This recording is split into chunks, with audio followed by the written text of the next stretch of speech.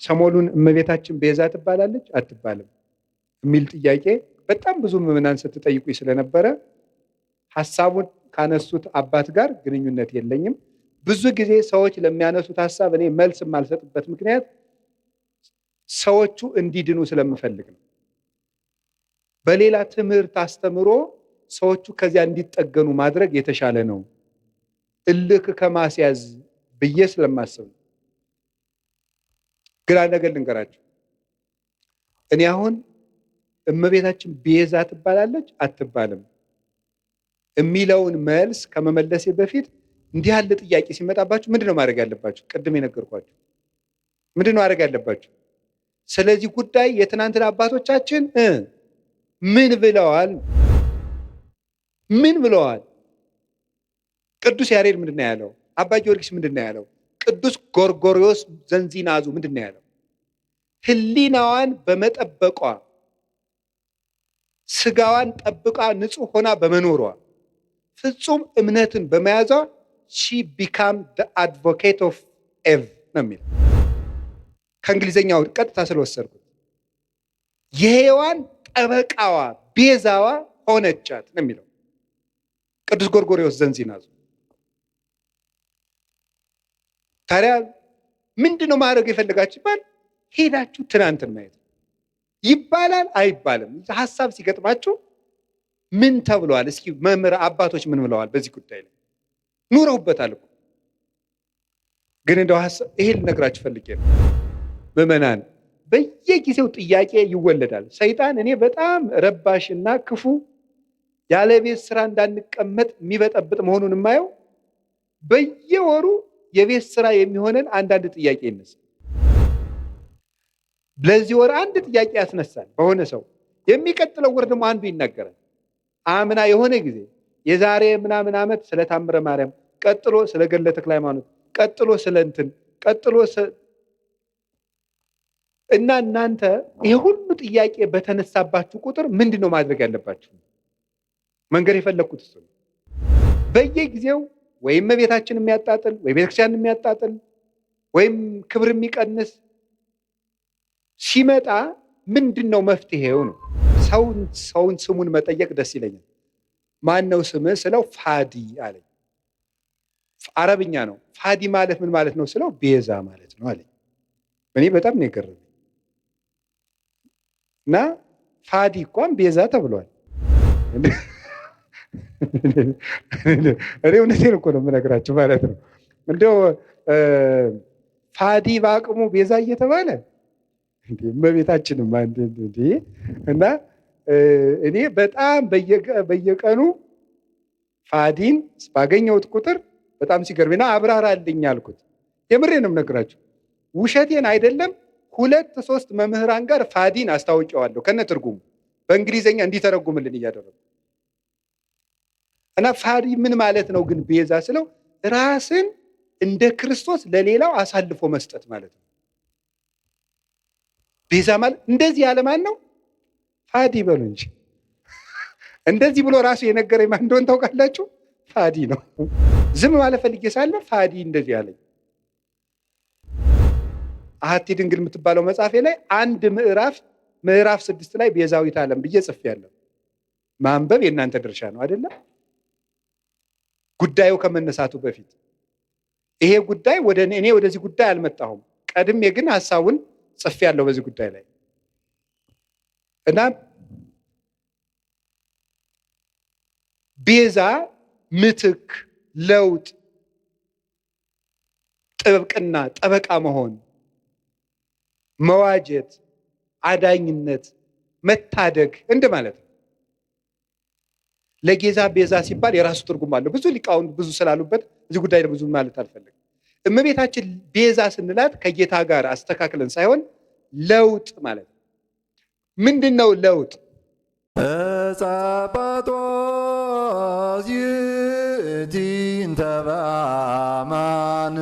በስመ አብ ወወልድ ወመንፈስ ቅዱስ አሐዱ አምላክ።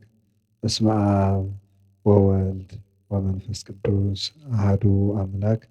በስመ አብ ወወልድ ወመንፈስ ቅዱስ አሐዱ አምላክ። ቅድመ ዓለም የነበረ ይህንን ዓለም በካህሊነቱ የፈጠረውን ዓለም በቸርነቱ የሚመግብ ስጋችንን ለብሶ ተዋህዶ ተሰቅሎ ሞቶ ያዳነን ፈጣሪያችን መድኃኒታችን ኢየሱስ ክርስቶስ በልቡናችን አስበን በአንደበታችን ተናግረን ስለማንፈጽመው ቸርነቱ ከባሕሪ አባቱ ከአብ ከባሕሪ ሕይወቱ ከመንፈስ ቅዱስ ጋር አንድ ለምትሆን መንግስቱ ክብር ምስጋና ይግባው። የእናታችን የቅድስት ድንግል ማርያም ረድኤቷ የቅዱሳን መላእክት፣ የቅዱሳን ነቢያት፣ የቅዱሳን ሐዋርያት፣ የሰማዕታት፣ የጻድቃን፣ የደናግል፣ የመነኮሳት ረድኤታቸው ከኛ ጋር ትኖር። ክቡር አባታችን መላከ ገነት መዝገቡ ላቀው፣ ክቡር አባታችን መላከ ብርሃን ጌታውን፣ ክቡር መምህር አባ ገብረ ሥላሴ የርዕሰ ገዳማት ወአድባራት ጣና ቅዱስ ቂርቆስ የአባቶችና የእናቶች አንድነት ገዳም መላከ ገነት መዝገቡ ላቀው ደግሞ የደብራችን አስተዳዳሪ፣ ሁሉ የዚህ ደብር የደብረ ብስራት ቅዱስ ገብርኤል ሊቃውንተ ቤተ ክርስቲያን፣ ካህናት፣ አባቶች፣ ዲያቆናት፣ ወንድሞች፣ የእግዚአብሔር ቤተሰቦች ሁላችሁ አንድ አምላክ በሚሆን በአብ በወልድ በመንፈስ ቅዱስ እንደምን ዋላችሁ? ክርስቶስ ተንሥአ እሙታን አሰሮ ለሰይጣን ሰላም ኮነ። ተሰቅሎ ሙቶ ሰላምን ደስታን የሰጠን ፈጣሪያችን ስሙ የተመሰገነ ይሁን። በመካከላችን ተገኝቶ እንዲያስተምረን ቅዱስ ፈቃዱ ይሁንልን። እግዚአብሔር እንደፈቀደልን ዛሬ የምንማማርበት የትምህርታችን ኃይለ ቃል አንሰ አአምር ዘከመ ሃይማኖተ ኩሎሙ ቅዱሳን ሐዋርያት ወሰማዕት እለኮኑ ሰማዕተ በጽድቅ ወገብሩ ምግባረ ሰናየ እስከዛቲ ዕለት በሚል ርዕስ ነው። ወደ አማርኛ አጠር አድርጌ መሀል ላይ አንድ ነገር አንስቼ እንግራቸው። እኔ መልካም ስራ እንደሰሩ አባቶቼ አምናለሁ በሚል ርዕስ ነው የምንማማረው። እስኪ በሉ እኔ በሉ። መልካም ስራ እንደሰሩ አባቶቼ አምናለሁ። እስኪ በሉ እኔ በሉ። መልካም ስራ እንደሰሩ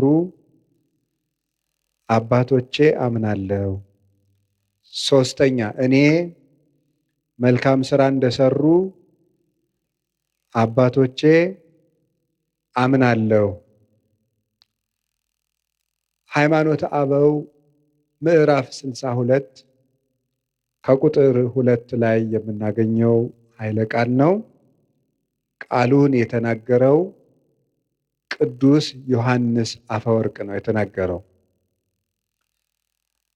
ቅዱስ ዮሐንስ አፈወርቅ እኔ ጌታዬ ኢየሱስ ክርስቶስን በተመለከተ የማምነው እንደ አባቶቼ ነው።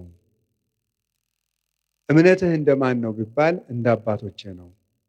እነዚህ አባቶችህስ እነማን ናቸው ብላችሁ ብትጠይቁኝ ሐዋርያት፣ ሰማዕታት የእውነት ምስክር ሆነው መከራ የተቀበሉ እና እስከ ዛሬ ድረስ መልካም የሰሩ ቅዱሳን ናቸው ይላል። እንግዲህ ቅዱስ ዮሐንስ አፈወርቅ ሕይወቱን ታውቁታላችሁ። እጅግ ጌታን የሚወድ ክርስትና ከተነሳበት ቀን ጀምሮ ስቆ የማያውቅ በጌታ ፍቅር የተነደፈ ብሉያትንና ሐዲሳትን የገብስ ሳይፈተግ ከነቀንዱ በሚዛን እየመጠነ ትንሽ ትንሽ እየቀመሰ የተማረ በዋሻ በበዓት ተከቶ ብሉያትን ሐዲሳትን ከተማረ በኋላ ሲጸልይ አንተ አዲስ ዳንኤል ነህ ብለው ጴጥሮስና ጳውሎስ መጥተው የመሰከሩለት በራእይ አስተምር።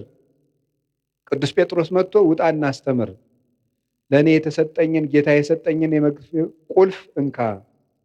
ቅዱስ ዮሐንስ ወንጌላዊም ወንጌልን እየተረጎመለት ያስተማረ ከቅድስና የደረሰ ፍጹም አባት ነበረ። ነቢዩ ዳንኤል ሕልምን ለናቡከደነጾር ሕልሙን ሳይነግረው ተርጉሞለታል። የጠፋበትን ሕልም ትንቢተ ዳንኤል ላይ እንደምትመለከቱት ናቡከደነጾር ሕልም አይቶ ሲጠፋው ዳንኤል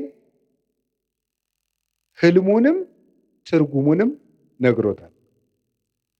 ቅዱስ ዮሐንስ አፈወርቅ ደግሞ ንጉሱ በአንድ ርዕሰ ጉዳይ ይጨነቅ ነበርና የዚያን ጥያቄ መልስ ተርጉሞ ነግሮታል።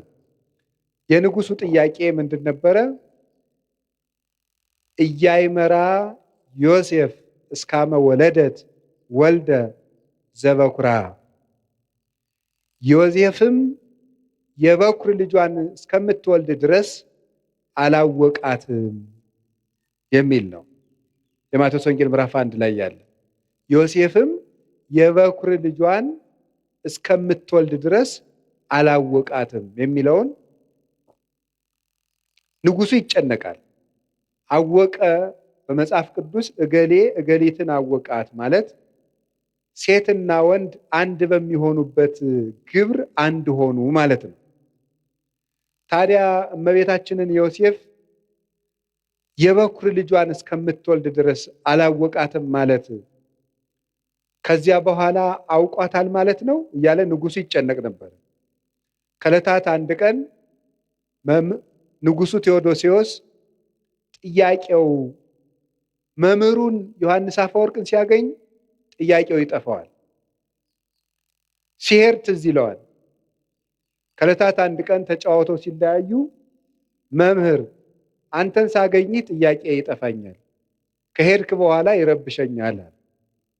ምንድነው ጥያቄ? ጥያቄውን ነገረው። የበኩር ልጇን እስክትወልድ ድረስ አላወቃትም ማለት ከዚያ በኋላ አወቃት ማለት ነው አለው።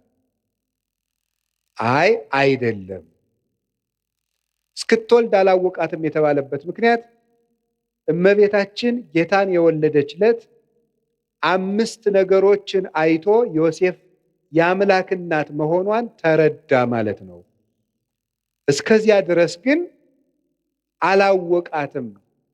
ቢነገረውም አምላክ ከዚያ በፊት ሰው ሆኖ ስለማያውቅ ዮሴፍ ያንን መረዳት የሚችልበት አቅም አላገኘም ነበረ።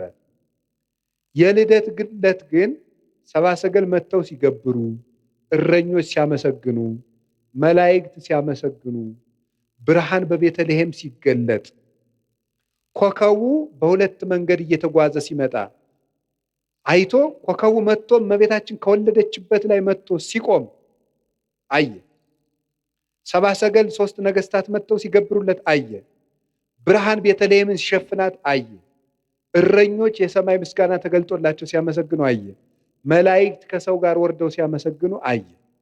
ይህንን እስከሚያይ ድረስ አምላክን እንደወለደች አላወቀም ነበረ። ይህንን ነው ያላወቀው እንጂ ከወለደች በኋላ አወቀ ማለት አይደለም። አወቀ የሚለው 2 ይተረጎማል። አባ ጊዮርጊስም ይናገራል።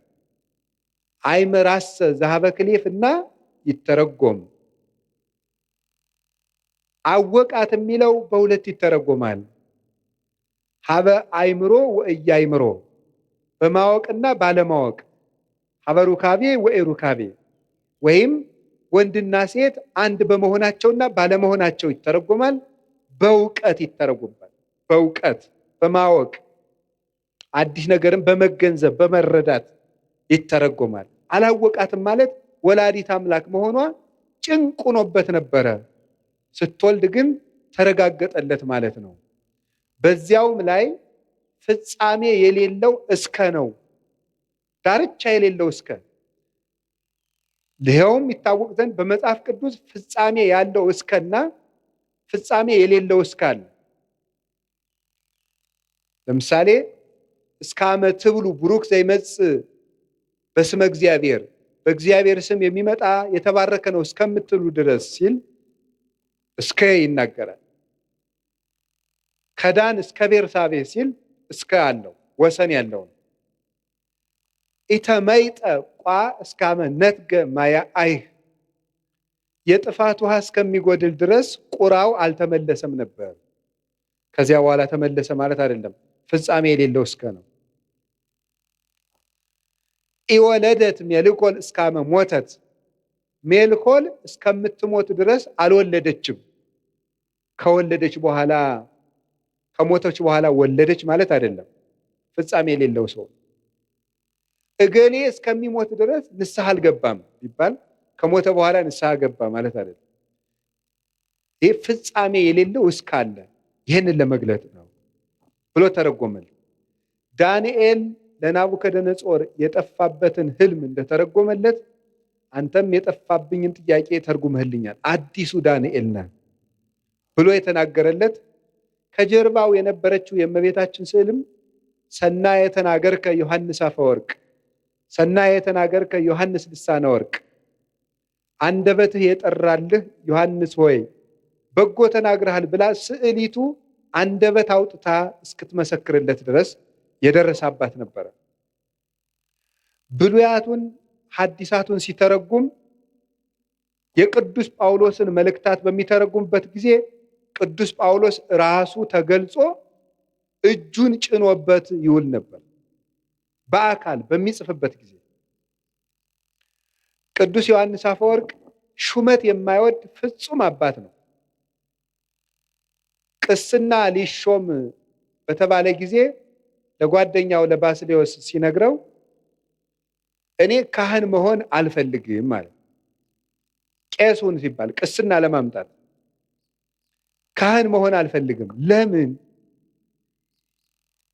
ሁለት ምክንያቶችን ቢያንስ ልንገራቸው። እሱ ከዘረዘራቸው ጌታ ቅዱስ ጴጥሮስን ከትንሣኤ በኋላ ተገልጦ የዮና ልጅ ስምዖን ሆይ ትወደኛለህ ሆይ ካለው በኋላ ጌታ ሆይ እንድወድህ አንተ ታውቃለህ ባለው ጊዜ እኔን የምትወደኝ ከሆነ ለፍቅር ምልክት በጣም ብዙ ጊዜያትን ጹም፣ እኔን የምትወደኝ ከሆነ መሬት ላይ ተኛ አላለውም። ያለው በጎችን ጠብቅ ነው ይላል። ካህን መሆን ማለት የክርስቶስን በጎች መጠበቅ ነው። ለክርስቶስ የምናሳየው የመጨረሻው ፍቅርም በጎቹን መውደድና መጠበቅ ነው። እኔ ለዚህ አደራ የምበቃ ሰው አይደለሁም።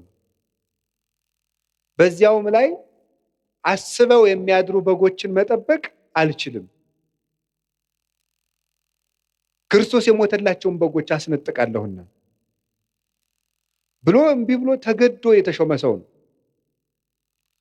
ዛሬው ደግሞ ተመልከቱ፣ ተገዶ እንኳን ከዚያ በላይ ያለውን ኤጲስቆጶስነት፣ ጳጳስነት፣ ፓትርያርክነት ሊመኘው ይቅርና ቅስና እንኳን አይገባኝም፣ እንዴት የክርስቶስን በጎች እኔ መጠበቅ እችላለሁ ብሎ ጵጵስና ደግሞ ከዚያ በላይ ያለ ዕዳ ነው። አባ መቃሪዎስ የሚባል አባት ጳጳስ ሆኖ ለእናቱ ሂዶ የው ጳጳሱኝ እናቴ አላት። እንዲሁ ነከማይህ ሙተ ተገንዘህ ባይህ ይሻለኝ ነበር አለች። ለምን እናቴ ሲላት ቀድሞ የምትጠየቅ በራስ ኃጢአት ብቻ ነበር፣ አሁን ግን በሕዝብ ኃጢአት ጭምር ትጠየቃለህ አለች። ሰዎች አንረዳው። ቅዱስ ዮሐንስ አፈወርቅ እንዲህ አለ ርኅሩህ፣ ድሃ የሚወድ የድሆች ጠበቃ፣ የምጽዋት አባት፣ ፊት አይቶ የማያዳላ፣ የፈለገው ሁሉ እንዲያገኘው በከተማው መሃል ፓትርያርክ ሆኖ ብቻውን ሲመላለስ የሚገኝ፣ ለአንዲት ድሃ መሬት ብሎ የቤተ መንግስት ነገስታትን የሚገስጽ እውነተኛ የቤተ ክርስቲያን አባት፣ አንደበቱ የጠራለት ነገሩ የተከናወነለት ፍጹም አባት ነው። የቤተ ክርስቲያን ሽልማት ነው። በአማን አፈወርቅ በአማን አፈ ጳዝዮን ዘያሰረግዋ ለቤተ ክርስቲያን በምድር አሳቲሁ ቤተ ክርስቲያንን በድርሰቶቹ የሚያስጌጣት የሚሸልማት እውነትም አፈ ዕንቁ አፈ ማር ነው ይለዋል አባ ጊዮርጊስ። መናፍቃንን የሚለያቸው ቆርጦ የሚጥላቸው አፈ መጥባይት ለምእመናን በስብከቱ መራራውን ክህደት የሚያርቅላቸው አፈ ሶከር አፈ መዓር ነበር ይላል። ከቃሉ ጋር ናቸው። በጣም ፍጹም መምህር ነው ቅዱስ ዮሐንስ አፈወርቅ። እግዚአብሔርን መስሎ ያስተማረ እና እሱ ሲናገር ስለ እምነት ከጠየቃችሁኝ መከራ እንደተቀበሉ አባቶቼ መልካም እንደሰሩ አባቶቼ አምናለሁ አለ። ይኸው እሱም አባቶቹን መሰለ። እምነት ደብዳቤ ከሆነ ምግባር ደግሞ ማህተም ነው። አልቦ ዘያነጤኒ እስመ ማኅተመ ሥጋሁ ለክርስቶስ እጸውር በሥጋዬ ቅዱስ ጳውሎስ ሲናገር ገላትያ ምዕራፍ 6 ላይ ሲናገር የክርስቶስን ማህተም በሥጋዬ ተሸክሜያለሁና ማንም አያድክመኝ ይላል። የክርስቶስ ማህተም ያለው በክርስቶስ ስም መከራ መቀበል፣ በክርስቶስ ስም ያመኑ ለዘመኑም ቅርብ የነበሩ በሱ ሕግ ጸንተው ምግባር የሰሩ ለምግባራቸውም መከራ የተቀበሉ እነዚህ እውነተኛ መምህራን እነዚህ ናቸው። እሱም እንደዚህ አድርጎ ነው ያስተማረን። እየተሰደደ እየተገረፈ እየራበው እየጠማው ነው ያስተማረን። እንደዚህ ያሉ መምህራንን እምነት እንደነሱ ነው የማምነው፣ እንደቀደሙት መከራ እንደተቀበሉት እንደተመቻቸው አይደለም፣ እስከ ሕይወታቸው ፍጻሜ በጎ እንደሰሩት እግዚአብሔርን በመከራ ውስጥ ሆነው እንዳዩት እንደነዚያ አምናለሁ። ሌሎችም አባቶች ተባብረውበታል። በብሉይም በሐዲስም የተቀመጠ ነው ይሄ። አሁን ይሄንን ርዕስ የመረጥኩት ወድጄ አይደለም። ምዕመናን በየጊዜው ጥያቄ ይወለዳል። ሰይጣን እኔ በጣም ረባሽና ክፉ ያለ ቤት ስራ እንዳንቀመጥ የሚበጠብጥ መሆኑን የማየው በየወሩ የቤት ስራ የሚሆነን አንዳንድ ጥያቄ ይነሳል። ለዚህ ወር አንድ ጥያቄ ያስነሳል በሆነ ሰው፣ የሚቀጥለው ወር ደግሞ አንዱ ይናገራል። አምና የሆነ ጊዜ የዛሬ ምናምን ዓመት ስለ ታምረ ማርያም፣ ቀጥሎ ስለ ገድለ ተክለ ሃይማኖት፣ ቀጥሎ ስለ እንትን፣ ቀጥሎ እና እናንተ ይሄ ሁሉ ጥያቄ በተነሳባችሁ ቁጥር ምንድን ነው ማድረግ ያለባችሁ? መንገድ የፈለግኩት እሱ ነው። በየጊዜው ወይም እመቤታችን የሚያጣጥል ወይ ቤተክርስቲያን የሚያጣጥል ወይም ክብር የሚቀንስ ሲመጣ ምንድን ነው መፍትሄው? ነው መፍትሄው እንደ አባቶቻችን ማመን። እስኪ እንደ አባቶቻችን ማመን በሉ። እንደነማን ማመን ያለብን? እንዴት እንዳሉት አባቶቻችን። እስቲ መከራ እንደተቀበሉት በሉ። እስከ ሕይወታቸው ፍጻሜ በጎ እንደሰሩት በሉ። እንደ አባቶቻችን ምን እንላለን? እናምናለን። እንደ ትናንትናዎቹ ነው የምናምን። ዛሬ ያገኘነው እግዚአብሔር የለም። ሃይማኖት በውሳኔ የሚገለጥ አይደለም። ሰዎች ተሰብስበው የሚወስኑት አይደለም። የተገለጠ እውነት ነው። የተገኘ ሐሳብ አይደለም። የተወሰነ ሐሳብም አይደለም። ስምምነትም አይደለም። የተገለጠ እውነት ነው። እግዚአብሔር ተገልጧል፣ አይተነውማል። ከሱ ጋር የበላን የጠጣን እኛ ነን ይላል ቅዱስ ጳውሎስ። በብዙ ነገር ወበብዙ መክፈልት አይደአ እግዚአብሔር ለአበዊነ በነቢያቲሁ እምትካት። እግዚአብሔር በብዙ ህብረ ትንቢት፣ በብዙ ህብረ መልክ፣ በብዙ አነጋገር፣ በብዙ ጎዳና ለአባቶቻችን በነቢያት ከቀድሞ ጀምሮ ተናገረ። ወለነሰ በዳሃሪ መዋይል ነገረነ በወልዱ ወቦቱ ፈጠሮ ለኩሉ ወረሰዮ ወራሴ ኩሉ ዘውቱ ጸዳለ ስባቲሁ አምሳለ አራያሁ ዘይእህዝ ኩሎ በኃይለ ቃሩ።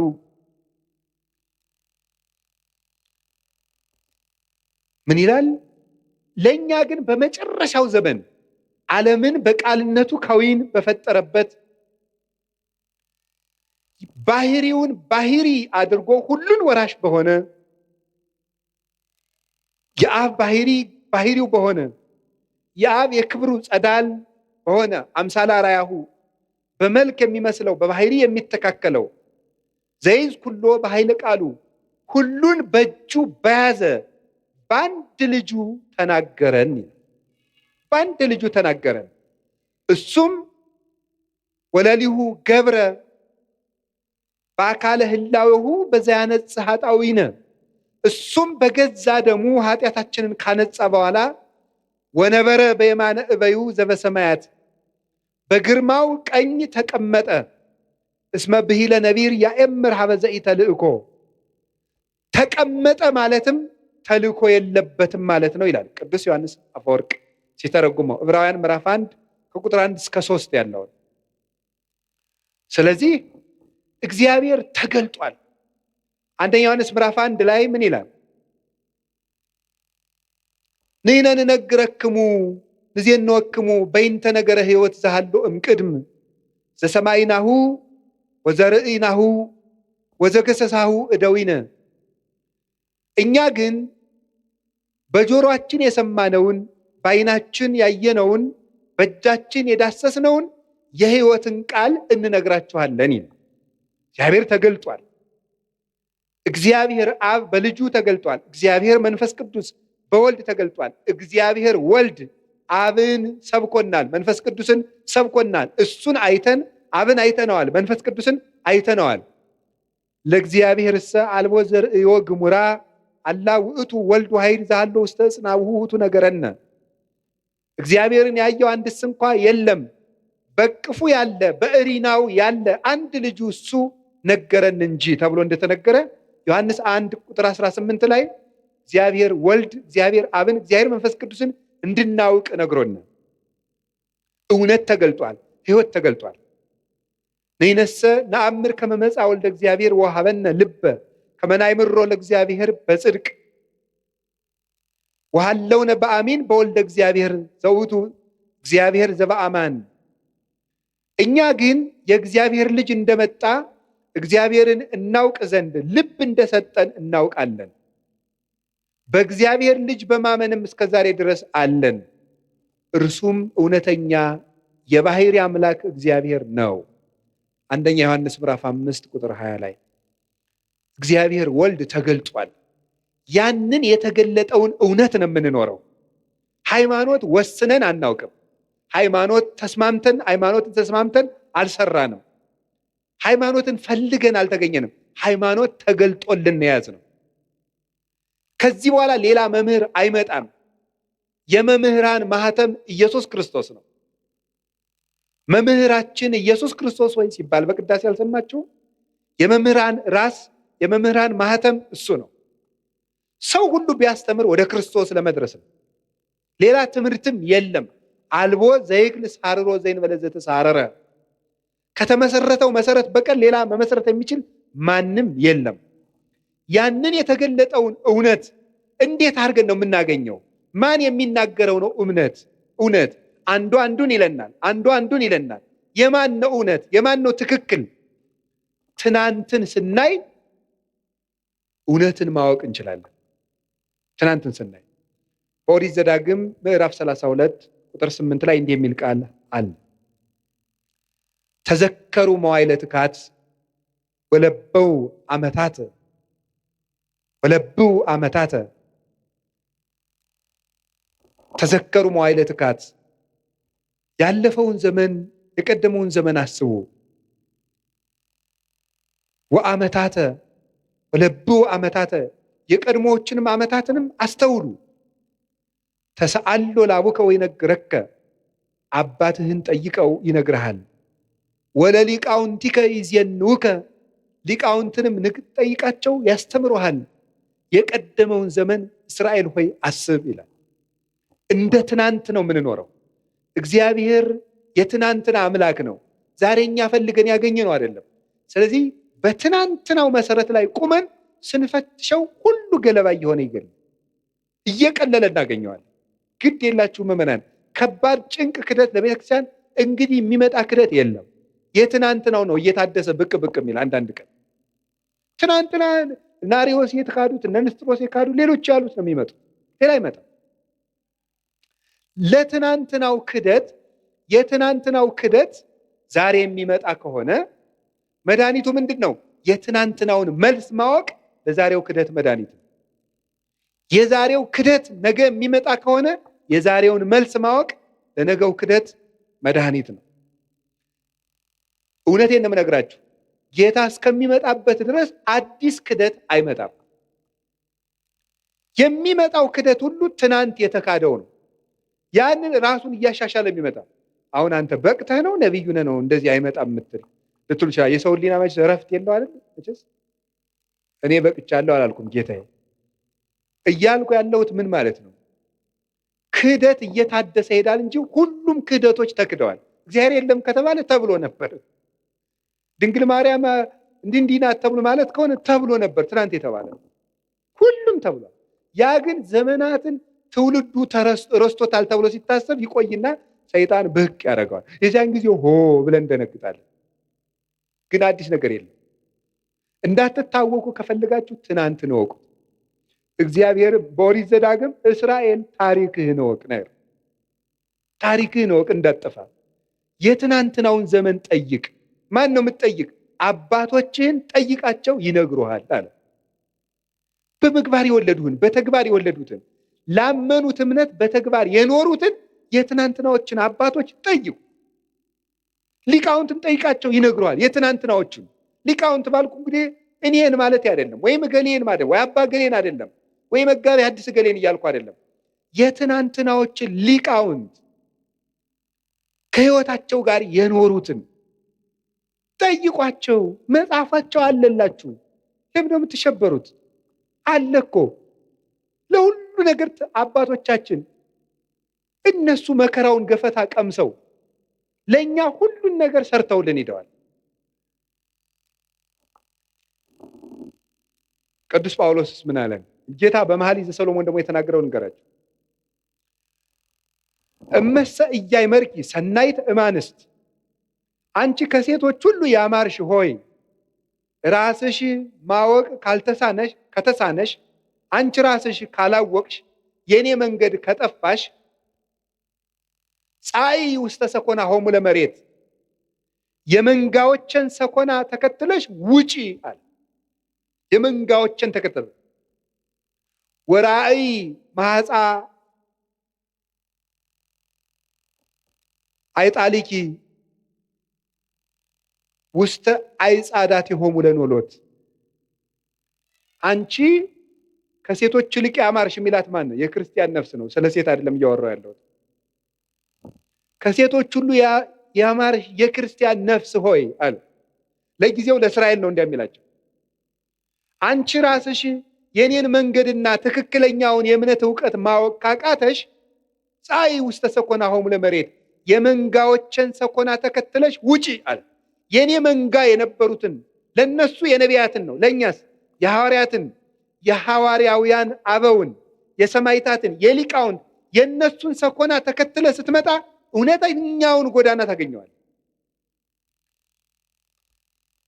ወራእይ ማህፃ ጣሊቂ ውስተ አይጻዳት ሆሙ ለኖሎት፣ የፍየል ግልገሎችሽንም በረኞቹ ድንኳን አጠገብ አሰማሪያቸው ማለት ልጆችሽን በነቢያት ጉባኤ፣ በሐዋርያት ጉባኤ፣ በሊቃውንት ጉባኤ፣ በጉባኤያቸው ዳርቻ አውያቸው ይላል። ዳርዳሩን የሚሮጥ የፍየል ግልገል ለቀበሮ ሆኖ መቅረቱ አይቀርም። ከእረኞቹ ድንኳን ያራቀ ግልገል ግን ማንም አይነጥቀውም። ድንኳኑ አልተፈታም፣ ጉባኤ ቤት አልተፈታም። እኛ እኔ ለራሴ የሌሎችን መምህራን አላውቅም። እኔ ለራሴ የአባቶቼ ሕይወት የለኝም። የአባቶቼ ትምህርት ግን አለ። እግዚአብሔር የገለጠልኝ ነገር ገለጠልኝ የምለው ዛሬ አየሁት ሰማሁት የምለው የለኝም። የተገለጠላቸውን መምህራን ትምህርት ግን ሳልቀንስ አስተምራለሁ። ጉባኤ አለ። መለካት እችላለሁ፣ መመዘን እችላለሁ። የምናገረው ነገር በአንደኛው ክፍለ ዘመን ሊቅ ይመዘናል። በነ ቅዱስ ኢሬኔዎስ በነ ቅዱስ አግናጤዎስ መጽሐፋቸው አለ፣ ምስክር ነው። በግዕዝ አለ፣ በግሪክ አለ፣ በእንግሊዘኛ አለ። የነ ቅዱስ ዮሐንስ አፈወርቅ አለ። ሚዛን ላይ መቆም እንችላለን። እኔ የማስተምረው ትምህርት ትናንት ያስተማሩትን ነው። ይህንን ሰው አባቶቻችን እኛ ላይ እምነት ካጣችሁ ትናንትን ፈልጉ። የእውነቴን ነው። ፍልስጤማውያን የትቢያ የሚደፉበትን የአብርሃምን ጉድጓድ መፈለግ ይገባል። እንደ አባታችን እንደ ይስሐቅ ሲቆፍር አባቶች ሲደፍኑበት መጨረሻ የአብርሃምን ውሃ አገኘው። ይህ በእውነተኛው የሐዋርያዊ ምንጭ ላይ ትቢያ የሚነሰንሱበት ፍልስጤማውያን ናቸው፣ የእግዚአብሔር ወገን ያልሆኑ መናፍቃን ማለት ነው። አንተ ግን ጉድጓዱን እስከምታገኘው ድረስ ቆፍር።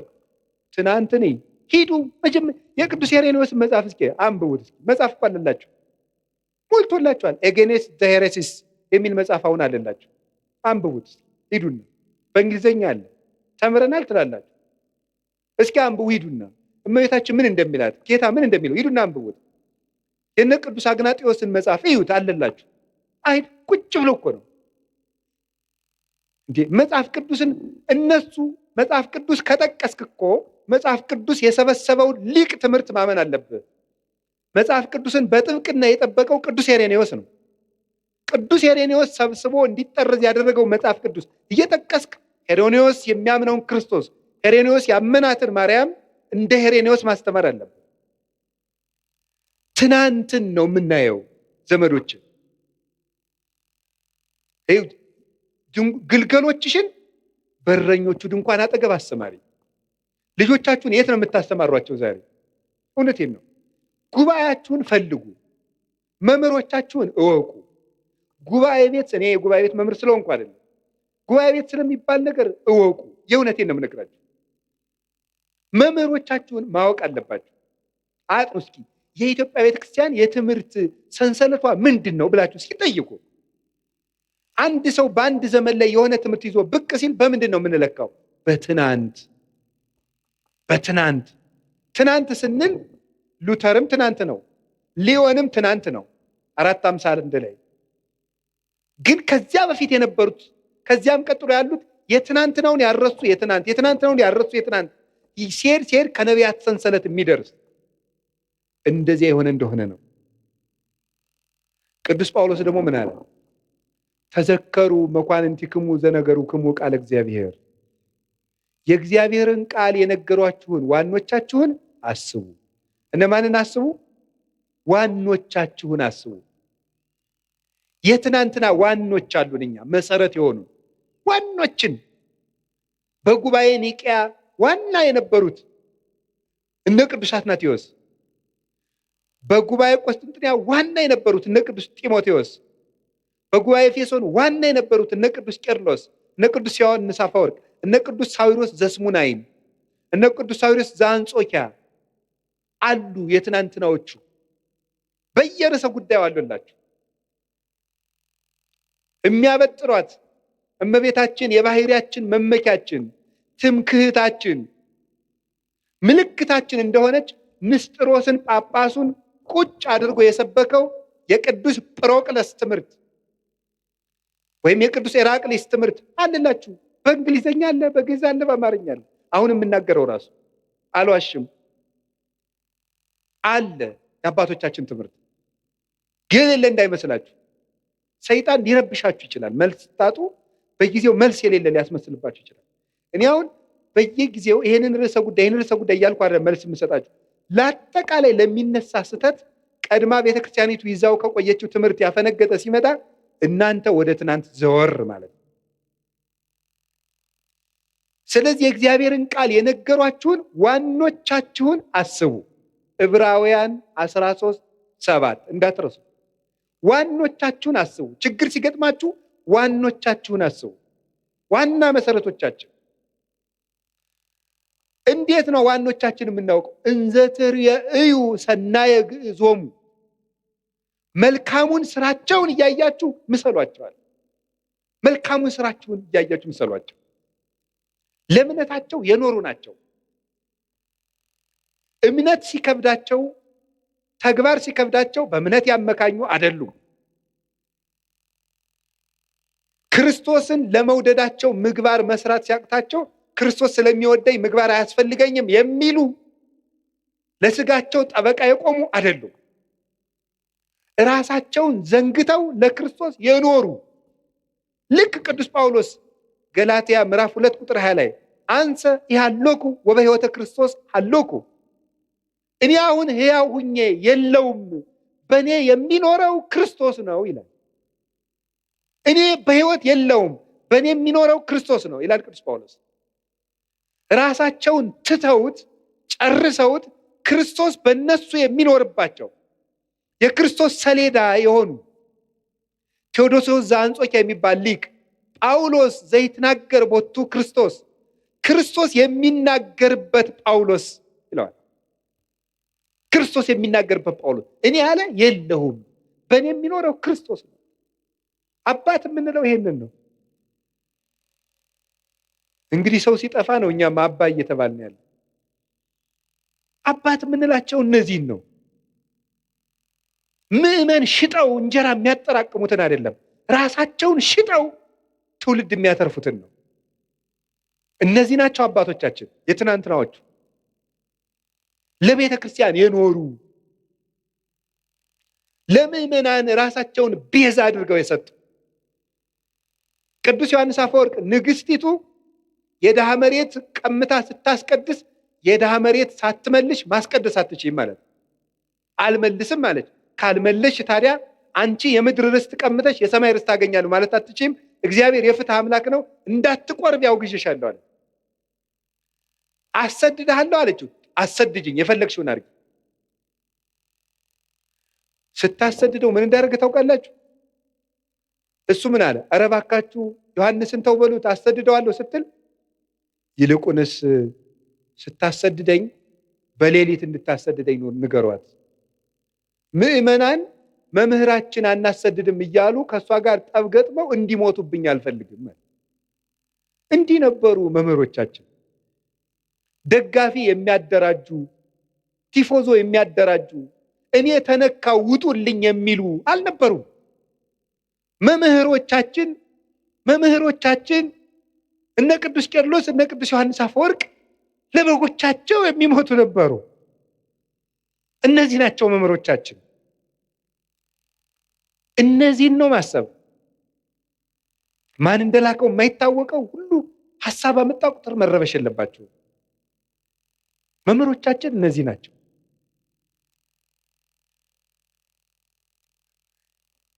መልካሙ ስራቸው ምስክራቸው ነው። ቅዱስ ቄርሎስ ደግሞ እንዲህ አለ። ሃይማኖተ አበው ምዕራፍ 78 ቁጥር 2 ላይ ንሕነሰ በይንተ ስርዓተ መድኃኒነ ነአምን ከመ እምነተ አበዊነ ቅዱሳን፣ እኛስ ስለ ጌታችን ስለ መድኃኒታችን ስለ ኢየሱስ ክርስቶስ ተዋሕዶ ንጹሐን ክቡራን እንደሆኑ እንደ አባቶቻችን እናምናለን።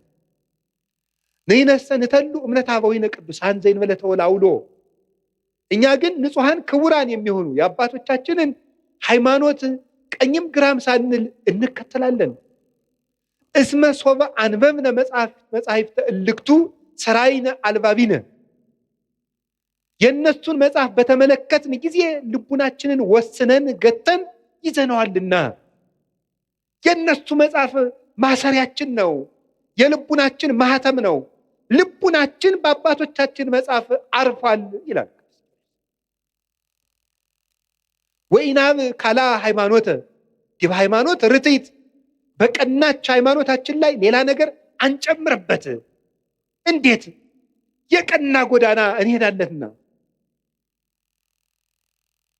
በጥርጊያ ጎዳና የምንሄድ ነን ይላል ቴዎዶስዮስ ተቀብሎ። ንጉሥ በሄደበት ጎዳና የምንሄድ ነን፣ የንጉሥ ክርስቶስን ጎዳና የምንከተል ነን። ቅዱስ ሳዊሮስ ዘአንጾኪያ ሃይማኖተ አበው ምዕራፍ 85 ቁጥር 10 ላይ ሲናገር ዝውእቱ አእምሮ ዘያድህን ዘተወከብናሁ ቅድመ እምአበዊነ ቅዱሳን ለባሰያነ እግዚአብሔር፣ እግዚአብሔርን ከለበሱ እግዚአብሔር ካደረባቸው ከንጹሐን አባቶቻችን አስቀድመን የተቀበልነው የሚያድን ሃይማኖት ይህ ነው ይላል። የሚያድን ሃይማኖት ከንጹሕ አባት የተገኘ ነው። ንጹሕ አባት ሰንሰለቱን ያስተላልፈው ነው። ልብ በሉ፣ የስህተት ትምህርቶችን የሚያስተላልፉ ሰዎች ወይ አድርባዮች ናቸው፣ ወይ ሆዳም ናቸው፣ ወይ ሹመት ፈላጊዎች ናቸው፣ ወይ ምስጋና ፈላጊዎች ናቸው። ንጹሕ ትምህርት ያስተማረውን አባት ሂድና እየው። ዮሐንስ አፈወርቅ ትሁት፣ ቅዱስ ቄርሎስ ትሁት፣ ቅዱስ ኤፍሬም እንደው ትሁት፣ እኔ ጌታ ያንተን ወንጌል ማስተማር አይገባኝም ብሎ ዋሻ ውስጥ ዶ የሚሸሸግ ነበር ቅዱስ ኤፍሬም። አንተ በልልና የሰበከውን ወንጌል እኔ ትቢያው እንዴት አድርጌ ያስተምረዋለሁ እየተባለ እያሉ እዩዋቸው። እነ ቅዱስ ኤጲፋኒዎስ ሹመት አልፈልግም እያሉ በአዝመራ መካከል ጠፍተው ከተደበቁበት ታስረው ተይዘው እየመጡ ነበር የሚሾሙ። የክርስቶስ ትምህርት ያደረበት አባት የክርስቶስን ሕይወት ያሳያቸዋል። እንደው አባቶቻችን ይሄን የዕብራውያንን ሲተረጉሙ የቀደሙ አባቶቻችን ዋኖቻችሁን አስቡ የሚለውን ሲተረጉሙ በጎ እውነተኛ እምነት ያለው ምግባር የሌለው መምህር ቢኖር ይላል። መከተል ይገባል አይገባም? ምግባር ያለው አንደበቱ የለሰለሰ ሃይማኖቱ የጠመመ አባት ቢኖር መከተል ይገባልን ቢሉ ይላል። ይሄን አይገባም፣ በለሰለሰ ምግባሩ እያታለለ ወደ ክህደት ያደርሳልና። የሃይማኖቱ የቀና መምህር ግን ከሆነ ምግባር እንኳ ባይኖረው እያደር ይሰራዋል ይላል። አሁን ላለው አሁን ያለ መምህር ታዲያ ቅዱስ ካልሆነ አንስማው ብትሉ እናም እንዲያማ ከሆነ እኔ ማርፌ እቀመጣለሁ። ምስጢሩ ምንድን ነው? አሁን ያለን መምህር የምንሰማው የትናንትናዎቹን እስካስተማረን ድረስ ነው። ከዚያ ከወጣ ቆርጠን እንጥለዋለን። ለስጋ በሚመች ፈጠራ ልቦለድ ለነገስታት በሚመች የሚሰብክ ከሆነ መምህራችን አይደለም። መቅድመ ኩሉ ሀሊ ከመትጽና በርትዕት ሃይማኖት፣ ከሁሉ አስቀድመ በቀናች ሃይማኖት መጽናትህን አረጋግጥ፣ አጽና፣ አስብ። ወባይቱ ኢታጥሪ ዘንተ ማበስጋ ወደም። ግን ይህንን ሃይማኖት ከስጋዊ መምህር አገኘዋለሁ አትበል። ቅዱስ አትናቴዎስ ሃይማኖተ አበው ላይ ሲናገር አስቀድመህ ወዳጄ ከሁሉም ስራ አስቀድመህ የቀና ሃይማኖት እንዳለህ እርግጠኛ ሁን። የቀና ሃይማኖትን ግን ምድራዊ ነገር ከሚያሳድድ ሰው አገኘዋለሁ አትበል። እስመ ለሊሁ ይቤ ብፁዕ አንተ ስምዖን ወልደ ዮና እስመ ይከሰተ ለከ ዘንተ ዘሥጋ ወደም። ጌታችን ኢየሱስ ክርስቶስ ራሱ ስምዖን ሆይ ብፁዕ ነህ፣ ይሄንን ስጋዊ ደማዊ አልገለጠልህም ብሎ ያመሰገነው ቅዱስ ጴጥሮስ የሰማይ እውቀትን ስለተናገረ ነው እንጂ የምድር እውቀትን ቢናገር አያመሰግነውም ነበር ይላል ቅዱስ አትናቴዎስ። ስለዚህ ዘመዶቼ እንደ አባቶቻችን መከራ እንደተቀበሉት እናምናለን። በየትኛውም ርዕሰ ጉዳይ ቢሆን እናምናለን።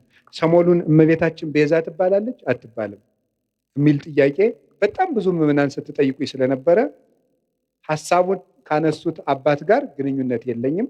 ብዙ ጊዜ ሰዎች ለሚያነሱት ሐሳብ እኔ መልስ የማልሰጥበት ምክንያት ሰዎቹ እንዲድኑ ስለምፈልግ ነው። በሌላ ትምህርት አስተምሮ ሰዎቹ ከዚያ እንዲጠገኑ ማድረግ የተሻለ ነው፣ እልክ ከማስያዝ ብዬ ስለማስብ ነው። ግን ነገር ልንገራችሁ፣ እኔ አሁን እመቤታችን ቤዛ ትባላለች አትባልም የሚለውን መልስ ከመመለሴ በፊት እንዲህ ያለ ጥያቄ ሲመጣባችሁ ምንድነው ማድረግ ያለባችሁ? ቅድም የነገርኳችሁ ምንድነው ማድረግ ያለባችሁ? ስለዚህ ጉዳይ የትናንትና አባቶቻችን ምን ብለዋል? ምን ብለዋል? ቅዱስ ያሬድ ምንድነው ያለው? አባ ጊዮርጊስ ምንድነው ያለው? ቅዱስ ጎርጎርዮስ ዘንዚናዙ ምንድነው ያለው? ሕሊናዋን በመጠበቋ ስጋዋን ጠብቃ ንጹህ ሆና በመኖሯ ፍጹም እምነትን በመያዟ she became the advocate of Eve ነው የሚለው። ከእንግሊዘኛው ቀጥታ ስለወሰድኩት የሔዋን ጠበቃዋ ቤዛዋ ሆነቻት ነው የሚለው ቅዱስ ጎርጎርዮስ ዘንዚናዙ። ታዲያ ምንድነው ማድረግ የፈለጋችሁ ይባል? ሄዳችሁ ትናንትን ማየት ይባላል አይባልም? ሐሳብ ሲገጥማችሁ ምን ተብሏል? እስኪ መምህር አባቶች ምን ብለዋል በዚህ ጉዳይ ላይ? ኑረውበታል እኮ። ግን እንደው ይሄ ልነግራችሁ ፈልጌ ነው። እኔ አንድ ገጠመኝ ልንገራችሁ። ሰሞኑን ኢየሩሳሌም ነበርኩኝ እና እመቤታችን ቤዛ ትባላለች አትባልም የሚለው እዚህ በጣም ብዙ እየተምታታ ስለሆነ ብዙ ሰው ስለዚህ ጉዳይ መልስ ስጠን ምናምን እያለ ቴክስትም ያደርግልኛል። ዝም ብዬ ቁጭ ብዬ ስል ጋይድ የሚያደርገን ሰው ጀሚር ይባላል እና ጀሚር ሲሄድ ልጁን ተካልን። ልጁ ፋዲ ይባላል። አው ሰበሰብኩት አይደል? ፋዲ ይባላል እና እኔ መተዋወቅ ሰውን ስሙን መጠየቅ ደስ ይለኛል። ማን ነው ስምህ ስለው ፋዲ አለኝ። አረብኛ ነው። ፋዲ ማለት ምን ማለት ነው ስለው ቤዛ ማለት ነው አለኝ። እኔ በጣም ነው የገረመኝ። እና ፋዲ እንኳን ቤዛ ተብሏል። እኔ እውነቴን እኮ ነው የምነግራችሁ ማለት ነው። እንደው ፋዲ በአቅሙ ቤዛ እየተባለ እመቤታችንም እና እኔ በጣም በየቀኑ ፋዲን ባገኘሁት ቁጥር በጣም ሲገርምና አብራራልኝ አልኩት። የምሬንም ነግራችሁ ውሸቴን አይደለም።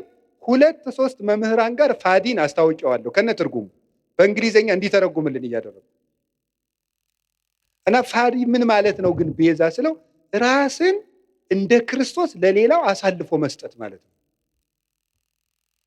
ቤዛ ማለት እንደዚህ ያለ ማን ነው? ፋዲ በሉ እንጂ። እንደዚህ ብሎ ራሱ የነገረኝ ማን እንደሆነ ታውቃላችሁ? ፋዲ ነው። እና በጣም ገርሞኝ እግዚአብሔር እንዴት ነው የሚያስተምረው? በጣም ነው የገረመኝ። ስለዚህ ጉዳይ ዝም ማለት ነበር የፈለጉት። አንደኛ ማንም ሰው ትልቅ ሰው የሚሆን ትንሽ ሰው ይስታል፣ ወደ መንገዱ እንዲመጥ ገማረው እንጂ እልክ ይዞት እንዲጠፋ እኔ አልፈልግም። እግዚአብሔር በሚያውቀው ዝም ማለት ፈልጌ ሳለ ፋዲ እንደዚህ አለኝ። እናም ከዛ እኔ ለዚህ የስሙ ትርጓሜ ዮሐንስ ወንጌልን ነገርኩት። አልቦ ፍቅር ዘይአቢ እምዝ ፍቅር ከመብሲ ዘይሜጡ ቤዛ ነፍሰ ቢጹ ራሱን ለባልንጀራው አሳልፎ ከሚሰጥ በቀር ከዚህ የሚበልጥ ፍቅር የለም አለ። ራሱን ለባልንጀራው አሳልፎ የሚሰጥ ከዚህ የሚበልጥ ፍቅር የለም። ይህንን በእንግሊዘኛ ስልኬ ላይ መጽሐፍ ቅዱስ አውጥቼ አስነበብኩት። ፋዲም ፎቶ አንስቶ አረብኛ መጽሐፍ ቅዱስ ላይ አነበዋለሁ ብሎ ሄደ እላቸዋለሁ። እና በጣም ብዙ ሊቃውንት ትምህርት ይሰጡበት ስለከረሙ እመቤታችን ቤዛችን ናት። ቤዛችንም የሆነችው ምን በማድረግ እንደሆነ 1-3 ሀሳብ ብቻ ልንገራችሁ። በጣም የሚያስደንቁ ጉዳዮች። ቤዛ ማለት ምን ማለት ነው? ምትክ፣ ለውጥ። መጽሐፌን አንብቡት። ማስታወቂያ እየሰራው ሊሆንብኝ ብሎ ነው እንጂ እኔ አሐቲ ድንግል የምትባለው መጽሐፌ ላይ አንድ ምዕራፍ 6 ላይ ቤዛዊት ዓለም ብዬ ጽፌያለሁ። ማንበብ የእናንተ ድርሻ ነው አይደለም? ጉዳዩ ከመነሳቱ በፊት ይሄ ጉዳይ እኔ ወደዚህ ጉዳይ አልመጣሁም። ቀድሜ ግን ሐሳቡን ጽፌያለሁ በዚህ ጉዳይ ላይ እና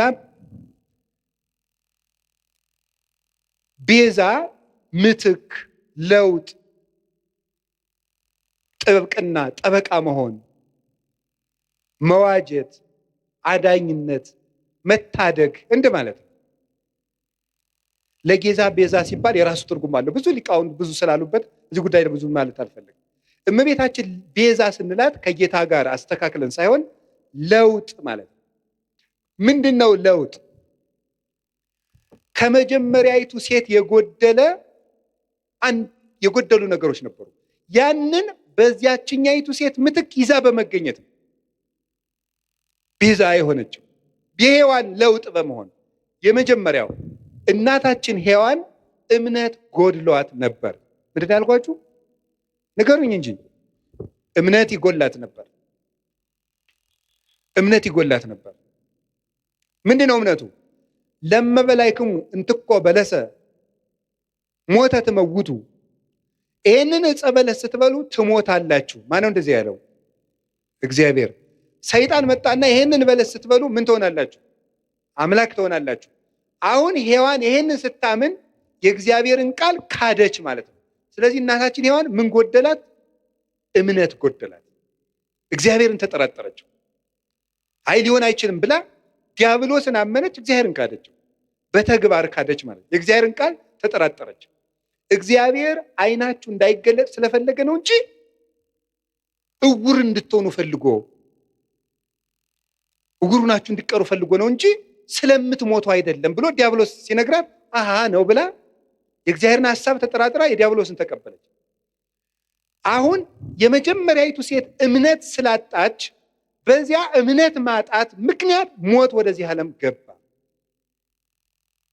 ከዚያስ ሁለተኛይቱ ሔዋን ድንግል ማርያም ምን አደረገች? እግዚአብሔርን ትወልጃለሽ፣ የምትወልጂው በድንግልና ነው አለ። ይሄ ነገር እንዴት ነው ሊሆን የሚችለው ብላ ጠየቀች። እኔ ወንድ አላውቅም። ቅዱስ ጎርጎርዮስ ዘንዚናዙ ይሄን ሲተረጎመው ወንድ አላውቅም ማለት እስከ ጭራሹ ከወንድ ጋር የመኖር ሐሳብ የለኝም ማለቷ ነው ይላል። ሌሎችም ቅዱስ አትናቴዎስ፣ ቅዱስ ቄርሎስ ተርጉመውታል። ሶስቱ እስከ ፍጻሜው ድረስ ሕሊና የራሱ የታተመ ነው ማለቷ ነበረ። ታዲያ ምን አለ? ለእግዚአብሔር የሚሳነው ነገር የለም ማለት ነው። ለእግዚአብሔር የሚሳነው ነገር የለም። ተወልጃለሽ አለ፣ እንደ ቃልህ ይደረግልኝ። ልብ በሉ፣ ዛሬ አምላክ ሰው ከሆነ በኋላ ሰዎች ሁሉ እንዴት አምላክ ይሆናል እያሉ ማመን አቅቷቸዋል፣ ታምር ከተደረገ በኋላ። ድንግል ማርያም ግን ሆኖ የማያውቅን ምስጢር ለመጀመሪያ ጊዜ ያመነችው የመጀመሪያይቱ ምእመን ናት። የመጀመሪያይቱ አማኝ ሆኖ የማያውቅን ምስጢር። እስራኤል ባህር ቢሸገሩ አይደንቅም። ይሄ ኖህ በውሃ ላይ ሲንሳፈፍ ስለተነገረ እናውቀው የለ። ደመና ከሰማይ ህብስት ቢያወርድ አይደንቀንም። ይሄ እግዚአብሔር መጋቢ ነው፣ ባዶዋን መሬት እንድታበቅል አድርጓታል። ፈርዖን ቢሰጥም እሱም አይደንቀንም። እግዚአብሔር ጠላትን ማጥፋቱና መግደሉ መቅጣቱ የታወቀ ነው።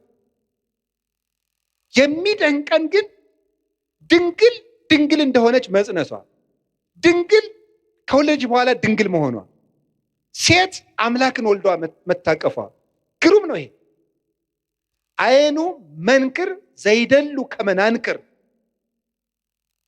እንደው ልናደንቅ የሚገባን እንደው ድንቅ ታምር ምንድን ነው ይላል ቅዱስ ኤራቅሊስ ሃይማኖተ አበው ምዕራፍ 49 ቁጥር 5 ላይ ሲናገር፣ ልናደንቀው የሚገባን ድንቅ ነገር ምንድን ነው?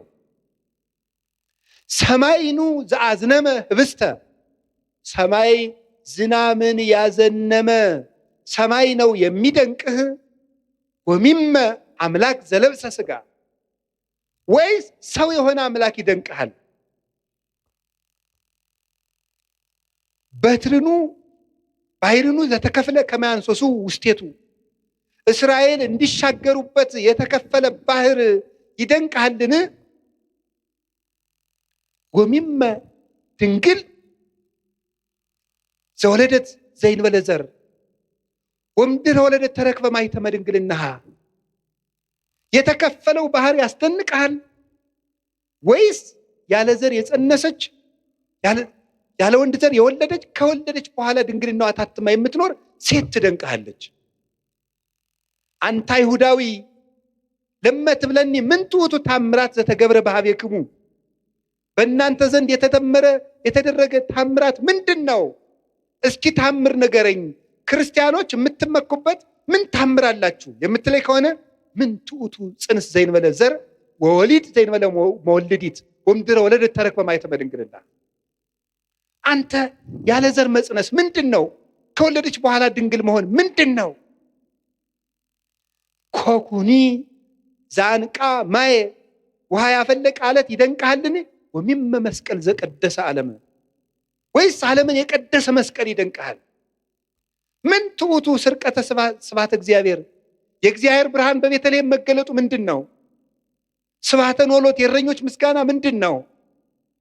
ወውረተ ኮከብ በክሌፍና፣ ኮከቡ ከሰው መሃል እየተሰወረ ብቻውን እየተገለጠ መሄዱ ምንድን ነው? ሐዊር በውስተ ባሕር እንዘ ይርህስ ሀገሪሁ እግሮቹ ሳይረጡበት በባህር ላይ መራመድ ምንድን ነው? ሐዊረ አንካሳን የአንካሶች መሮጥ ምንድን ነው? የሙታን መነሳት ምንድን ነው? ተገሰጽ እምዝንቱ ታምር ወስግድ ለዘተሰቅለ። ይህን ታምር አይተህ አንተ ሰው ተገሰጽ፣ ተማር፣ ለተሰቀለው አምላክም ስገድ። ታምር ይሏቸዋል የድንግል ማርያም ማህፀን። ይህን የሚደንቀን ሁኖ የማያውቅን ነገር ያመነች ብፅዕት ኤልሳቤጥም እንዲህ ነበር ያለቻት፣ ብፅዕት አንቲ እንተ ተአምኒ ከመ ይከውን ቃል ዘነገሩኪ፣ ከእግዚአብሔር ተልከው የነገሩሽ ቃል እንደሚሆን የምታምኝ አንቺ ብፅዕት ነሽ። ያመንሽ አንቺ ብፅዕት ነሽ። ሔዋን የሌላትን እምነት ይዛ በመገኘት የሔዋን ጠበቃዋ ድንግል ማርያም ነው። ቤዛዋ ናት። አንድ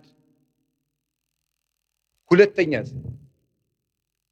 ድንግል ማርያም ይዛው የተገኘችው አንድ ድንቅ ነገር አለ። እሱ ምን እንደሆነ ታውቃላችሁ? ትህትና ይባላል። ሔዋን ምን አደረገች መስላችሁ? አምላክነትን ነው የተመኘችው አይደል? በለስን ስትበላ አምላክነትን መመኘት የትዕቢት የመጨረሻው ነው። ድንግል ማርያም ከዛሳ ሊቃውንት ሲተረጉሙላሉ መሰላችሁ? ትህትና ዘይት ነው፣ መንፈስ ቅዱስ ወይም የመንፈስ ቅዱስ ጸጋ መብራት ነው ይላል። ዘይቱ ሲያልቅ መብራቱ ምን ይላል? ይጠፋል። ትህትና ከሰው ሰውነት ሲጠፋ መንፈስ ቅዱስ ከሰው ምን ይላል? ይርቃል። አዳምና ሔዋን የትህትናቸው ዘይት ሲያልቅባቸው የመንፈስ ቅዱስ ብርሃን ከነሱ ራቅ፣ ራቁታቸውንም ሆኑ። በለስም ቅጠል ቆርጠው አገለደሙ አዳምና ሔዋን። ድንግል ማርያም እሳ የአምላክ ተፈሥሒ ፍሥሕት ኦ ምልዕተ ጸጋ እግዚአብሔር ምስሌኪ፣ ደስተኛይቱ ወይ ደስ ይበልሽ ሲላት እንዲህ ያለ ሰላምታ ለሴት ይገባል? ለእኔ ይገባኛል? ለፍጡር አለች። ተመልከቱ ትሕትናዋን። በሔዋን ባለቀው ዘይቷ በኩል ሞት ወደዚህ ዓለም ገባ። ትሕትናን በተሞላችው እውነተኛይቱ የሕይወታችን ማሰሮ በድንግል ማርያም በኩል መንፈስ ቅዱስ መጣ። ዘይቱ ካለ መብራቱ እንደሚኖር ትሕትና ካለበት መንፈስ ቅዱስ ይኖራል። እና ይሄ እንዴት ያለ ሰላምታ ነው ባለች ጊዜ ጸጋን የተመላሽ ሆይ ያሰኘት ይሄ ነው። ሙሉ ናት እመቤታችን። ትሕትና የጎደላትን የእናቷን ትሕትና ይዛ በመገኘት የሔዋን ቤዛዋ ናት። በትሕትና ትሕትና አያችሁ ዘመዶች፣ በእምነት ማጣት ሞት በሔዋን ጆሮ ገባ። በድንግል ማርያም እምነት ሕይወት ቃል በሷ ወደ እሷ ማህፀን ገባ። በሔዋን እምነት ትሕትና ማጣት ሞት ወደኛ ገባ። በድንግል ማርያም ትሕትና ሕይወታችን ክርስቶስ ከሷ እንዲወለድ ሆነ። የትሕትናዋ በር ነው አምላክ ልጇ ይሆን ዘንድ ወደ እሷ እንዲወርድ ያደረገው። ትሕትና የቅድስና ሁሉ መሰረት ነውና ከቃሉ ጋር ናቸው። ንጽሕናዋስ ብትሉ ንጽሕናዋስ ምን ይላል መሰላችሁ? ድንግል ማርያም ምንድን ነው የምትባለው? የእግዚአብሔር ምንድን ነው የምትባለው? በሉ እንጂ ከተማ በሉ እንጂ የእግዚአብሔር ምን? መዝሙር 86 ስላለ ይሄንን ነቅዱስ ኤፍሬም ነቅዱስ ያሬድ የእግዚአብሔር ከተማ አምልተው እና አባ ጊዮርጊስ አምልተው አስፍተው ተርጉመው የእግዚአብሔር ከተማ ማለት ምን ማለት ነው? በነገራችሁ ላይ አንድ እንደኔ ያለ ሰው ዝም ብሎ ደርሶ የእግዚአብሔር ከተማ አይባልም። ትንሽ ያላት እንቅልፍ የላት እንደሚባለው አንደኛ ቆሮንቶስ ምዕራፍ 3 ቁጥር 16 ላይ እናንተ የመንፈስ ቅዱስ መቅደስ ናችሁ ይላል ብሎ ሊጠቅስ ነው። አንዱ ሩጦ እንደዚህ ነው የሚለው። በነገራችሁ ላይ መናፍቃን እኛ አንድ ጥቅስ ስንጠቅስ ያኛውን የማናውቀው ነው የሚመስላቸው። የጅል ነገር እናውቀዋለን፣ ጠፍቶን አይደለም። ያኛው ይሄኛው በንስሐ ነው። የእግዚአብሔር ከተማ የተባለችው ምን ማለት ነው? ከእግዚአብሔር ውጭ ወደ እሷ ምንም ነገር ገብቶባት የማያውቅ ማለት የሚያስደንቅ እኮ። ይሄ በድንግልና መጽነሷን ብቻ አይደለም፣ ሕሊናዋ ውስጥ ራሱ ከእግዚአብሔር ውጭ ምንም ሐሳብ ገብቶባት የማያውቅ። አይገርማችሁም? አይገርማችሁም? ሐሳቡ የታጠረለት ፍጡር የት ይገኛል? እስቲ የፈለገ እገሊት ድንግል ናት እገሌ ድንግል ነው ይባላል። በሐሳቡና በሐሳቧ ግን ስንቱን ነውታል። በሐሳባችን ስንቱን በድለናል። ድንግል ማርያም ግን ሐሳቧ የታጠረ ቅዱስ አትናቴዎስ የገለጣት መንበር የምትገልጠው እሷን ነው። መኑ ውእቱ ዘከማከ ዘከለለ መንበሮ በእሳት፣ አቤቱ መንበሩን በእሳት ያጠረ እንዳንተ ያለው ማን ነው? መንፈስ ቅዱስ የጋረዳት ናትና ፍጹም ንጽሕት እርግማን የሌለባት መርገም ያልወደቀባት ምልአተ ኃጢአት ያላገኛት ቃሏ ቅዱስ ቅዱስ ድንግል፣ ሐሳቧ ድንግል፣ ስጋዋ ድንግል፣ ልቡናዋ ድንግል የሆነች እመቤታችን። ለዚህ ነው በስድስተኛው ወር ገብርኤል መልአክ ወደ ምን ድንግል ሄደ ነው የሚለው በሉ እንጂ ለእግዚአብሔር ወደ ታጨች ወደ ምን ነው የሚለው? ወደ አንዲት ድንግል። ለምንድን ነው አንድ ድንግል የሚላት? እንደሷ ያለ ድንግልና ያለው ማንም የለም። ስጋው ድንግል ቢሆን አፉ አይደለም፣ አፉ ድንግል ቢሆን ሐሳቡ ድንግል አይደለም። ሁሉ የተሞላላት እመቤታችን። እግዚአብሔር ደግሞ በንጹህ የሚያድረው ንጹህ ስለሆነች እመቤታችን አደረት። አቀባ ጰራቅሊጦስም ከርሰ እማ፣ መንፈስ ቅዱስ ከእናቷ ማህፀን ጀምሮ ጠበቃት። ወኢረኩሰት በምንትኒ እምዘፈጠራ፣ ከፍጥራትም ጀምሮ ምንም በምን አላደፈችም። እንዴት ሁና ነው ከሰው ተገንታ የሰው እርግማን ያላረፈባት? ከመእም ጽቡር ጽሩየ ገብራ፣ ጭቃ ወርቅ ከጭቃ ሲገኝ ጭቃው እንደሌለበት ሁሉ ከተረገመው ከአዳም ልጅ ባህሪ ስትወለድ እርግማን ያላገኛት ንጽሕት ዘር ጽጌ ሃይማኖት ዘጸገየት በማእከለ አስዋክ ይላታል ቅዱስ ያሬድ። በእሾህ መካከል አብባ የተገኘች የሃይማኖት አበባ። ጽጌረዳውን እሾህ አጥሮት አበባው ላይ ግን እሾህ የለም። በተረገመ ሰውነታችን ውስጥ ከተረገመ ሰዎች ተወልዳ ርግማን የሌለባት አበባ እመቤታችን ናት። የመጨረሻውን አንድ ነገር ልንገራችሁ። እመቤታችን ሔዋን ምን አላደረገችም? ድንግል ነበረች። ይሄን ያስተማረው ማን ነው? ድንግል ማርያም በድንግልናዋ የሔዋን ጠበቃ ሆነች። ቅዱስ ዮሐንስ አፈወርቅ ነው እንዲህ ያለው። ያቺ ድንግል ነበረች፣ ድንግልናዋን ግን አፈረሰችው። ለምን? ድንግልናዋን ለዲያብሎስ ጆሮ በመስጠት አፈረሰች።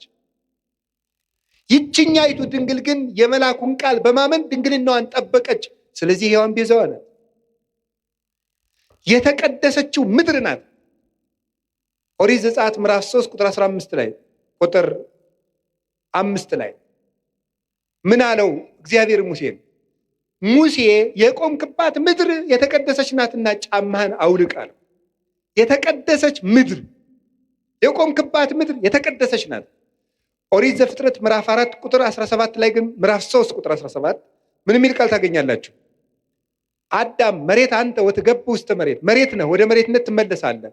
እርግምተ ትኩን ምድር በእንቲአከ፣ ምድር በአንተ ምክንያት የተረገመች ትሁን።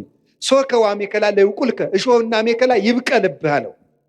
ምድር በአንተ ምክንያት የተቀደሰች ትሁን፣ የተረገመች ትሁን አለው። ምድር ሙሴን ደግሞ የቆምክባት ምድር የተቀደሰች ናት አለው። እንዴት ነው ምድር የተረገመች ከሆነች የተቀደሰች ምድር የተገኘችው? በተረገመ ምድር ውስጥ ሙሴ የቆመባት መሬት የተቀደሰች እንደተባለች በተረገመው ሰውነታችን መሃል እርግማን ያላረፈባት የተቀደሰችው አማናዊ ሊቀ ካህናታችን ንጉሳችን ኢየሱስ ክርስቶስ የቆመባት ቅድስቲቱ ምድር ድንግል ማርያም። ምን አለ ቅዱስ ዮሐንስ አፈወርቅ? ተፈሥሒ ኦግዝቴ ቅድስት ድንግል ምድር ቅድስት እንተበጽሐኪ እግዚአብሔር እንዘይዚያ እንዲህ በደመና ብሩህ ወዋአ ውስቴትኪ። እግዚአብሔር በብሩህ ደመና ተጭኖ መጥቶ በማህፀንሽ ያደረ ቅድስት ምድር እመቤቴ ማርያም ሆይ ደስ ይበልሽ ማለት። ለዚህ ቅድስት ምድር እርግማን የሌለባት ሰውነቷን ንጹህ አድርጋ ጠብቃ ያቀረበች እሷ ናት። መጨረሻ ላይ የምነግራችሁ ድንግል ማርያም ለሔዋን በመታዘዝ ቤዛዋ ናት። እስኪ በመታዘዝ በሉ። በምን? በመታዘዝ። ሔዋንን አትብይ ወይም አዳምን አትብላ። ይሄ ምንድን ነው? ትእዛዝ በሉ እንጂ። አፍርሰው ምን አሉ? በሉ። ባለመታዘዛቸው ምን መጣ? ሞት። በአንድ ሰው አለመታዘዝ ሞት ወደዚህ ዓለም ገባ አይደለም የሚለው? ገባ። አለመታዘዛቸው ይችኛይቱ ድንግልስ እውነተኛይቱ ድንግል ማርያም እሷሳ ምንድናት? ታዘዘች። አምላክን ትወልጃለሽ፣ እሺ ይደረግልኝ፣ ምታዘዝ። ቀጥሎስ ልትወልድ 9 ወር ሞልቷት ልትቆጠሪ መንገድ ሂጂ፣ እሺ። እንዴ እምትወልጂው ንጉስ ነው ታብዬ ሲያበቃ የምድር ንጉስ ሊቆጥረኝ መሄድ ምንድን ነው ያላለች? እሺ ብላ የታዘዘች። እሺ ወልዳሳ ሲያበቃ ወደ ግብፅ ሂጅ፣ እሺ። ወደ ግብፅ ስትሄድ ስንት ዓመቷ ነው? የ15 ዓመት ልጅ፣ መንገድ ሄዳ የማታውቅ አገር የማታውቅ ከ600 ኪሎ ሜትር በላይ በእግሯ በእስራኤል የብርድ ወራት ነው የተሰደደችው። ቸነፈር እያሳደዳት አውሬ ገጥማት አታውቅ። ሂዳ የምታርፍበት ቤት ዘመድ የላት። እሺ ተንከራተተች፣ ተሰደደች። ተመልሰሽ ናዝሬት ነኝ፣ እሺ። እና እሷ ቤዛ ያልሆነች ማንም ይሆነ ሁሉን እሺ እያለች እየታዘች አንድ ቀን አንደበቷን ገልጣ ያላማረረች ከማመስገን በቀር ልጇ ውሃውን ጠጅ አድርግ ልጄ፣ ጊዜ ገና አልደረሰም፣ እሺ። ጊዜ ገና አልደረሰም ያላት ይላል ቅዱስ ጎርጎርዮስ ዘንዚናዙ በዕለተ ዓርብ በአንቺ ልጅነቴ የምታዘዝበት ቀን ገና አልደረሰም እያላት ነው ይላል። ደሙን አፍስቶ ስጋውን ቆርሶ ግን እነሆ ያንቺ ልጅ እንደመሆኔ የምታዘዝበት ቀን ዛሬ ነው፣ ይሄው ልጅሽ። በዮሐንስ አንጻር ራሱን ነበር ይሄው ልጅሽ የሚላል። እነሆ ልጅሽ፣ ሂጅ ከሱ ጋር፣ እሺ። እንደ ድንግል ማርያም ያለ ታዛዥ በምድር የለም። እግዚአብሔር የሚፈልገው ምንድን ነው? የሚወደኝ ቢኖር ቃሌን ይጠብቃል። ቃሉን በመጠበቅ ለሔዋን ቤዛ ሁና አምላክ እንዲያድርባት የአምላክ እናት ለመሆን የበቃች እመቤታችን ቅድስት ድንግል ማርያም እምነቷን፣ ትህትናዋን፣ ታዛዥነቷን፣ ፍጹም ድንግልናዋን፣ ንጹሕ ሕዋሳቷን ይዛ በመቅረብ ለልብሰተ ሥጋ የሔዋን ቤዛዋ ናት። እንዲህ ያለውን ነገረ ማርያም እና ነገረ ክርስቶስ ጥሩ ስራ እንደሰሩት መከራ እንደተቀበሉት አባቶቻችን እናምናለን። የአክል ሃይማኖት ዘአልቦ ጥልቀት፣ ነውር የሌለበት ሃይማኖት በቂ ነው። ቅዱስ ቄርሎስ ወእምነት በቅድስት ድንግል ከመይእቲ ወላዲተ እግዚአብሔር በስጋ፣ ድንግል ማርያም እግዚአብሔርን በስጋ እንደወለደች ማመን በቂ ነው ይላል። ነገ እመቤታችን ናት። እመቤታችን ለእኛ ምልክታችን ናት። አንድ ነገር ልንገራችሁ። በጉባኤ ኤፌሶን ጊዜ ንስጥሮስ ሲመጣ ምን ይዞ እንደመጣ ታውቃላችሁ? 50 ወታደሮችን አስጭኖ ነው የመጣው ወደ ጉባኤ ሲመጣ። ቅዱስ ቄርሎስ ወደ ኤፌሶን ሲሄድ ምን ይዞ ነው? ወላዲተ አምላክ የሚል ጽሑፍ እንደ ታፔላ ጽፎ ከጳጳሳት ፊት ለፊት አድርጎ ነበር የደረሰው። ወላዲተ አምላክ ወላዲተ አምላክ ወላዲተ አምላክ የሚለው ቃል ለኛ ምልክታችን ነው። ነፃ ስንወጣ ጌታችን ኢየሱስ ክርስቶስ ከመስቀሉ ስር የሰጠን የነፃነት ማህተም የሆነ ምልክት የሆነ ስም ነው ወላዲተ አምላክ። ጌታሳ በስሙ የሚቀድሰን በደሙ ያነጻን ምህረቱን የሚያድለን፣ ድንግል ማርያም ግን ወደ ክርስቶስ ምህረት የምታደርሰን የእምነታችን ምልክት። እንደውም ቅዱስ ዮሐንስ አፈወርቅ የሚናገረው ልናገርና ልጨርስ። ወእሰብክ እመንገለ ድንግልናሃ ለማርያም፣ የድንግል ማርያምን ድንግልና ምልክት አድርጌ ክርስቶስን እሰብከዋለሁ። እስኪ በሉ ሁላችሁ የድንግል ማርያምን ድንግልና በሉ። ምልክት አድርጌ ክርስቶስን እሰብከዋለሁ። ምኑን ምልክት አድርጌ? እኛ የተሰቀለውን ክርስቶስን እንሰብካለን አይደል ያለ ቅዱስ ጳውሎስ። ክርስቶስን ለመስበክ የማንን ድንግልና ምልክት እናደርጋለን? የእናቱ ድንግልና ክርስቶስን በሰበክንበት ሁሉ ክርስቶስ አምላክ ለመሆኑ ምልክታችን። እሷ ድንግል ናት፣ ድንግል በሉ። እሷ እናት ናት በሉ። ስለዚህ ስንት ናት ግን? እሱ አምላክ ነው፣ እሱ ሰው ነው። ስንት ነው እሱ? እሷ ድንግል ናት። ስትወልድ ድንግልናዋ ተለውጧል አልተለወጠም?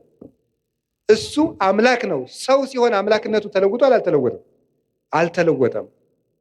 እሷ ድንግል በመሆኗ እናትነት ቀርቶባታል አልቀረባትም? እሱ አምላክ በመሆኑ ሰውነቱ ተለውጧል አልተለወጠም?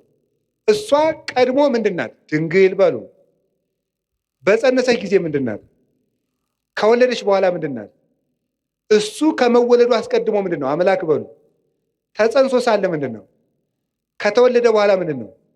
የድንግል ማርያም ድንግልና የማይለወጠው ድንግልናዋ ለማይለወጠው ልጅቷ ምልክታችን። ትናንትም ድንግል ዛሬም ድንግል ነገም ድንግል፣ ትናንትም አምላክ ዛሬም አምላክ ነገም አምላክ ብለን ለመስበካችን ምልክታችን እሷ ናት። ኢየሱስ ክርስቶስ ዘትማልም ወይም ወክመ ውእቱ እስከ ለዓለም። ኢየሱስ ክርስቶስ ትናንትም ዛሬም እስከ ዘላለሙ ድረስ ሕያው ነው። እኔ ግን መከራ እንደተቀበሉ በጎ ስራ እንደሰሩ አባቶቼ አምናለሁ። ስብሐት ለእግዚአብሔር። ይቆየን።